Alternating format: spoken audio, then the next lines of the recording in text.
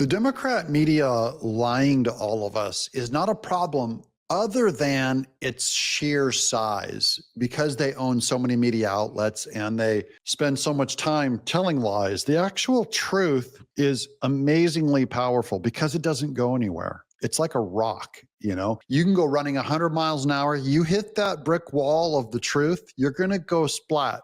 Sooner or later, you can lie about it, you can say, we didn't go splat.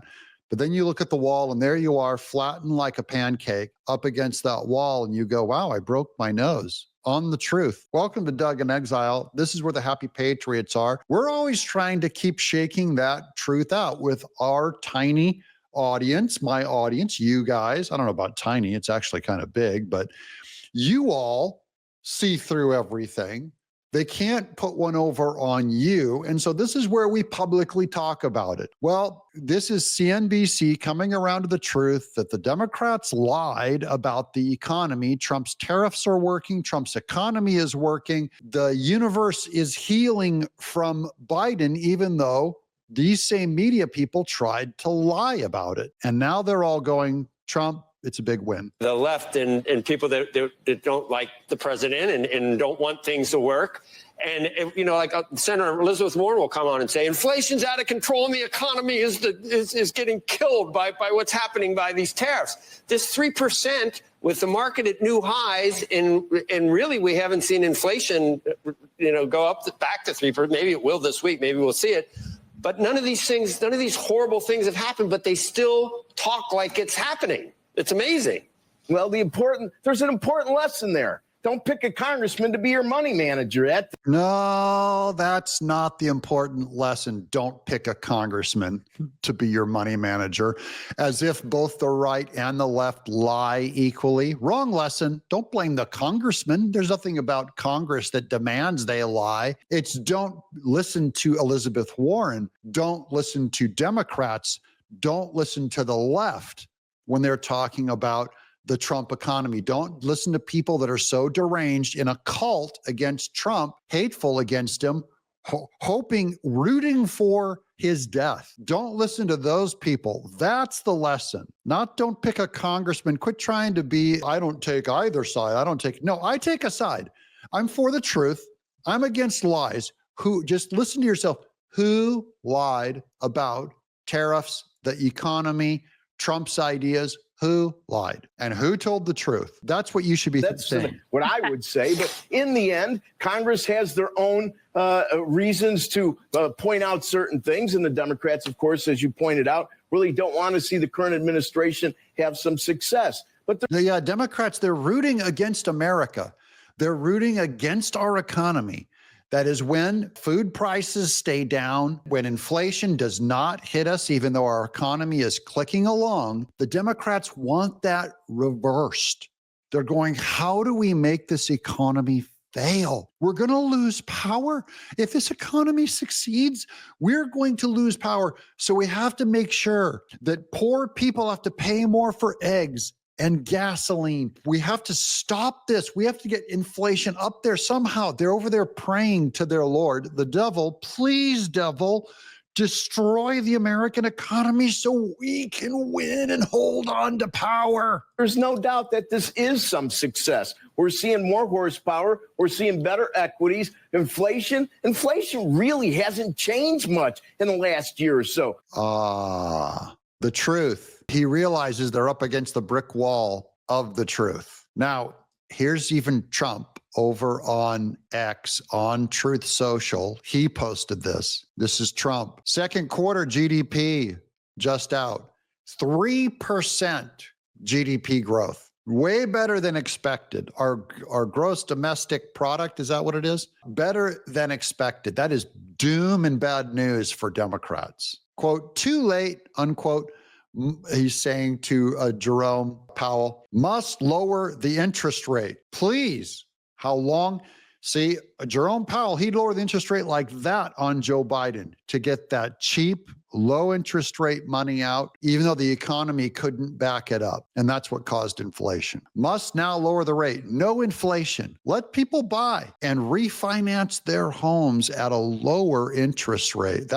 See, Trump's doing common sense economy for homeowners. He's trying to help that middle class. Up 3%, up 3%. Better than expected. That would be the highest level since the third quarter of 24 when it was up 3.1%. Well, third quarter of 24, as people are watching Trump come to fruition, come to a win, it hasn't been that good since then. On the consumption side, up 1.4, very close to estimates. Up 1.4 would be the best since the last quarter of 24. Up 3%. Yeah, so people started buying when Trump won office. That's what this is really about. It's about the big Trump win. Here's more. The first read of second quarter GDP coming in at 3%.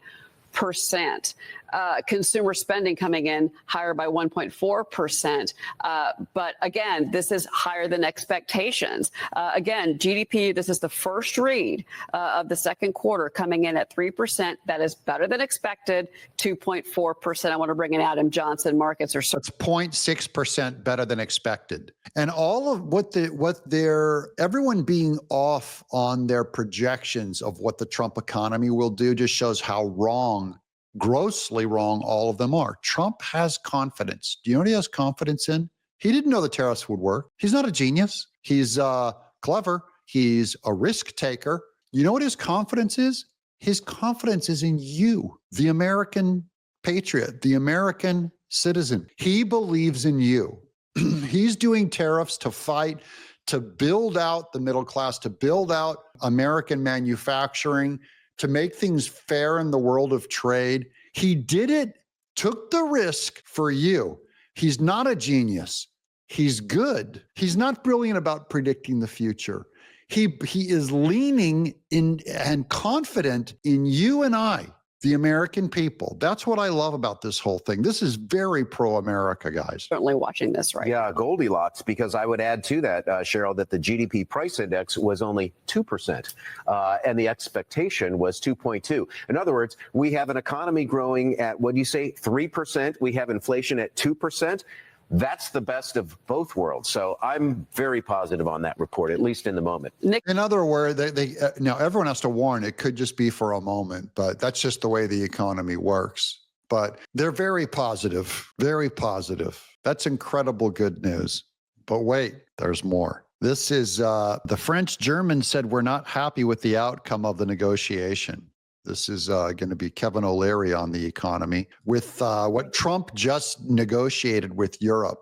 And so this is going to be Abby Phillips trying to poo-poo and downplay Trump's amazing success with his negotiation with EU. And the biggest proof that you need to know is that France and Germany don't like it. So if it's supposed to benefit Europe so much, why are France and Germany upset about it? Because it was so good in our favor. 2% was the tariff level on EU imports. Now it's 15%, and that's supposed to be a huge victory for Americans. You see that? She's going, this is a big victory for us? It is. And look at that Chiron. GOP senator proposes rebates to ease pain of tariffs. Now this is... Kevin O'Leary is going to talk against this too. Trump has mentioned that he would pay us all back on what we're saving. And I'm going to ask you in the chat below, because I actually think we do need to pay down the debt. I don't know if it has to be right now, but would you rather see Trump pay down the debt with any excess that we get, or do you want him to cut you a check? Which essentially I think is like buying votes. So which is better for Republicans to run on, say in 2026, 2028? Is it to pay down the debt where we can walk around and say, hey, look at the debt, it's a little less, $500 billion less, of 39 trillion. Or should Trump pay you a check? What if every one of you got a $400 check? Or a $1,000 check for all American citizens? I just want to know which does better for the Republican Party and destroys the Democrat Party more. That's the one that I want to go for. I don't know what the right answer is. You tell me in the chat below your theory. Should Trump cut every American a check, or should he pay down the debt? I just want to know which one gets the most votes for our side and takes away more votes for the other side, because that's what I believe Trump will do. He's listening to you, the people. 15 up to 27. The EU deal was negotiated by a team of 5 representing 26 different jurisdictions. Both the French and the German came out this morning and said, we're not happy with the outcome of that negotiation. The only reason the Europeans have agreed to an asymmetric tariff, in other words, they're paying more to come and bring their products here than we are paying to go into Europe, is because of 2 sectors, pharma and automotive. They can't give up access to the American market for these behemoth businesses they have in pharma and automotive. What's interesting about this whole narrative about rebate checks, because Trump also brought it up, and these other ideas, that's a bad idea. What should be happening now with any extra income is to pay down the national debt. I would agree That's with the opportunity, because the greatest gift you can give to the future is to pay down the debt, which is just really, really big. And so I think at the end of the day, we're still negotiating with these countries because we don't have deals with Mexico, no deals with Canada, India, no deal. Europe looks like it's negotiating something here. But the real big mama is China. Okay. He's revealing Trump's real strategy, by the way, because he talked about other countries. We have to do some deals with Mexico. We have to do deals with Canada, continue all that. We got Europe now. Trump's been picking off some of the weakness in the economy. Other countries that we need to join with us, because if we leave them out there hanging, China could scoop them up. What Trump is really doing, this, and we said this in the first week of his administration when he started talking about these tariffs, he's after China. All of this is to set up the whole world united around America to get us all on the same page and isolate China and go, you're the outside freak show. Do you want to now come and do a deal with the West now that everyone else has gotten in bed with America? China, are you sure you still want to hold out on holding on to all your manufacturing and keeping all your unfair trades with us? Because Trump's going to break them. If he breaks them, Xi Jinping is going to step down. He's going to have a mess on his hands, and I hope so. Let's move on. Well, I'll let Kevin O'Leary finish his thought here. And we're just starting the dance with those guys. That's a big deal. And no administration has ever tried to do all this at once. Yeah. You get the headline number, but you don't have the details. I mean, but even no one's ever done this much at once. That is a huge compliment to Trump for going in, swinging for the fences with big risk. Now, here's some more detail from Marco Rubio filling in on what happened with Canada. Remember, Trump was suggesting that Canada be a state. That came up over the tariff conversation because Canada admits, as a socialist country, they can't survive unless the trade is unfair with America. That's their warning to Trump as they go, we can't make it. And so Trump goes, well, fine, join us. Hot mic moment, Canada's prime minister said that absorbing Canada is a real thing. Is it a real thing? Yeah, look, you know how that came about? President's meeting with Trudeau, and Trudeau says, well, if you even out our trade relationship, then we will cease to exist as a country. Did you hear that? If Canada and America evens out our trade, in other words, if we don't give a benefit to Canada, and he'll go into why that benefit was originally there, it has to do with the Cold War. If we don't allow them to cheat us, their economy will collapse. It has to be an unfair trade relationship for Canada to even survive, because socialism does not produce a robust economy. At which point the president responded very logically, and that is, well, if you can't exist without cheating in trade, then you should become a state. That was his observation. That's how it started. It is how it started. And I think he's told. So this is the first I heard the rest of that conversation. You know, the media lied to us about Trump again. They made it sound like he was just a megalomaniac, just wanting to take over Canada. That's not, the conversation didn't start with Trump just going, hey, Canada, you should be our 51st state. That's how the media framed it. It was actually Canada admitted they couldn't exist without an unfair trade deal, essentially saying we're persona non grata. The story publicly. And that's how all this began.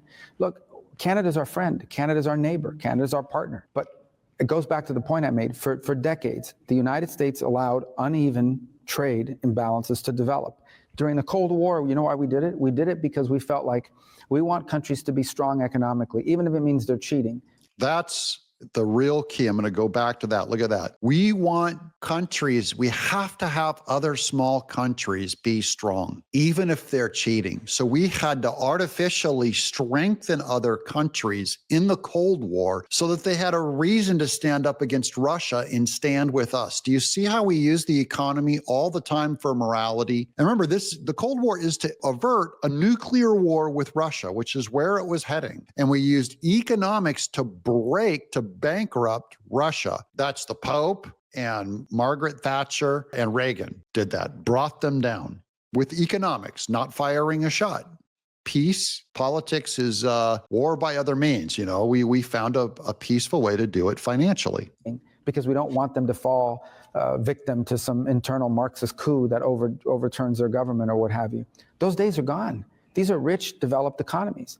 And ultimately, who can argue against the fact that whatever they charge us, we should charge them. Whatever they prohibit, if they don't allow American companies to do it, we should not allow their companies to do it here. American banks can't even operate in Canada. So there has to be reciprocity here. We can continue to work together on all kinds of things, but whether it's Canada, Mexico, China, anybody else, when it comes to economics and trade, there has to be reciprocity, there has to be fairness. And remember when Trump ran on that in 2016? He goes, it has to be reciprocal. He'd spell it out because he could barely say the word. He doesn't use a lot of monosyllabic words. It has to be reciprocal. Would argue, how can anybody argue against that? The days where we just allow countries to take advantage of us, that has to end. That's not good for the global order. That leads to imbalances that create friction points. Okay, so many of you are thinking, hey, Marco Rubio, are you going for president? You sound kind of presidential, and I love Marco Rubio. I voted for him in that first primary against Trump in 2016. 2015, I don't remember when the primaries were, but I went for Rubio. I've always liked him. And now you might think, he's just setting himself up for president. No, he's not. He actually likes his job. By the way, there's rumor that Pete Hegseth could be running for office here in Tennessee. I've heard some rumors about that. He's head of the Pentagon. He may want to come back to Tennessee and spend more time with his family instead of spending so much time out at the Pentagon. But here's Marco Rubio on how do you feel about being president? Final question. You just brought up your run in 2016 for president. You are talked about quite frequently as a possible contender in 2028. Do you have your sights set outside of the State Department? Well, I think J.D. Vance would be a great nominee. And if I think if he decides he wants to do that. And so, I think he's doing a great job as vice president. He's a close friend, and I hope he intends to do it. I know it's kind of early, but being in the role that I'm in here at the Secretary of State, I really don't play in politics. There's actually rules against me being involved in domestic politics. And I want to do this job as long as the president allows me to do it. Wow, that is a very big man. I really like Rubio. People have said that he's a rhino. And I'm telling you, man, the lies that are told about these people is ridiculous. He's a normal politician, and he's not playing politics in this office right now. Now, any guy who wants to run for president, you don't say, because he would be an opponent of J.D. Vance. You'd start to undermine a little bit. You'd go, I'm keeping my options open. He doesn't. He says, I hope J.D. Vance runs and I hope he wins. He wants J.D. Vance to run and win. That just shows what a big man Marco Rubio is. Trump has a strong team. This economy is absolutely winning. We're on the winning side. We've got a deep bench. J.D. Vance, Marco Rubio. These are absolute strong hammers on our side. And it's great that Trump is healing the world of the injustices, the cheating that we allowed to happen for so long. I'm Doug in Exile. This is where the happy patriots are. Make sure you subscribe. That's how you say thank you, and give us a thumbs up. You can do it right there with your remote. Thanks for watching.